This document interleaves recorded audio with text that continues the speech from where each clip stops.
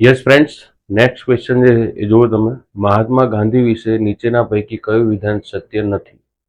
આપણે ખોટું વિધાન જે છે એ શોધવાનું. સૌથી પહેલું જો ગાંધીજીએ ટોલ્સ્ટોય ફાર્મની સ્થાપના કરી કે જ્યાં સત્યાગ્રહીના પરિવાર રહી શકે. વાત સાચી છે. આફ્રિકાની અંદર ગાંધીજી દ્વારા સ્થપાયેલું સૌથી પહેલું આશ્રમ જેને આપણે કહીશું ટોલ્સ્ટોય આશ્રમ. યાદ રાખશું, આ આશ્રમની સ્થાપના ગાંધીજીએ તેમના સાહિત્ય ગુરુ જે છે એમની યાદમાં કરેલું હતું. આફ્રિકાની અંદર આપણને આ આશ્રમ જોવા મળે છે જેનું નામ છે ટોલ્સ્ટોય ફાર્મ. પહેલું સ્ટેટમેન્ટ સાચું છે.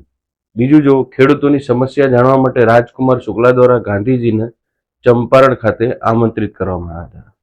ભારતમાં આવ્યા પછી ગાંધીજીનું સૌથી પહેલું જો કોઈ આંદોલન હોય તો એ કહેશું ચંપારણ આંદોલન. આ ચંપારણ આંદોલન બિહારના મોતીહારી ગામમાં વર્ષ 1917માં થયેલું છે.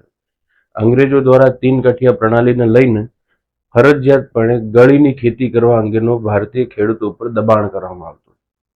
આ આંદોલનમાં ગાંધી સફળ થયા એટલે જ ભારતની ભૂમિ પર થયેલું પ્રથમ આંદોલન કહેશું. પણ આ સમસ્યાની જાણ વર્ષ 1916માં લખનૌ અધિવેશનની અંદર રાજકુમાર શુક્લા નામના એક બિહારી ખેડૂતે ગાંધીને જાણ કરી હતી. એટલે અહીંયા બીજું સ્ટેટમેન્ટ આપણને સાચું જોવા મળે. એના પછી નેક્સ્ટ નંબર જો અમદાવાદ મિલ મજૂર આંદોલનની હડતાલ બાદ 3 કઠિયા પ્રણાલી રદ કરવામાં આવી. આ વેરી રોંગ કહેશું આપણે. કેમ? 3 કઠિયા પ્રણાલી તો આપણને ચંપારણ સત્યાગ્રહ સાથે જોડાયેલું છે. મિલ મજૂર આંદોલન જે છે એ તો આપણને અમદાવાદ સાથે જોડાયેલું જોવા મળે છે. આનો મતલબ કે ત્રીજું સ્ટેટમેન્ટ ખોટું છે. અને પછી જો ખેડા સત્યાગ્રહ દરમિયાન સરદાર પટેલ અને ઇન્દુલાલ યાજ્ઞિક ગાંધીજી સાથે જોડાયા. આ વાત સાચી આપણને જોવા મળે છે.